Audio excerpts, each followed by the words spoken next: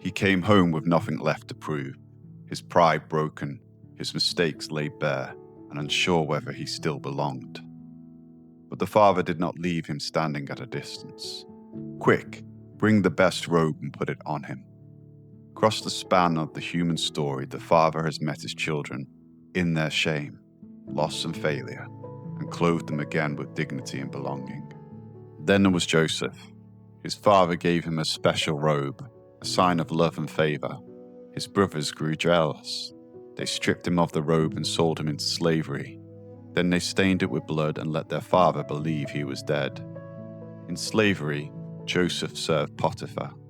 When Potiphar's wife tried to seduce him, he refused. She seized his garment, but Joseph pulled free and fled. She used it to accuse him falsely, and Joseph was sent to prison. One garment was used to declare him dead, another was used to declare him guilty.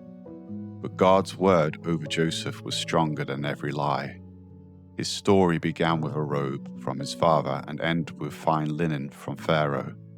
Between them came slavery, accusation, and prison. Yet the truth could not be buried. Pharaoh recognized what others had tried to deny.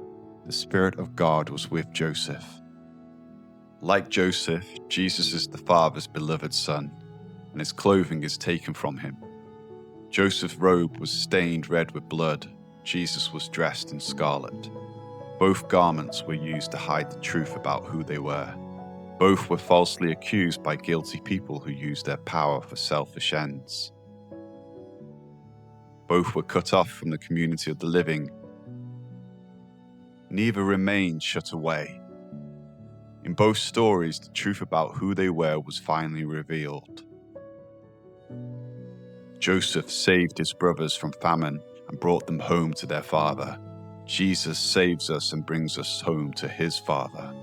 Just as the Father clothed the returning son in the story of the prodigal, Jesus now clothes those he brings home with the Spirit of God.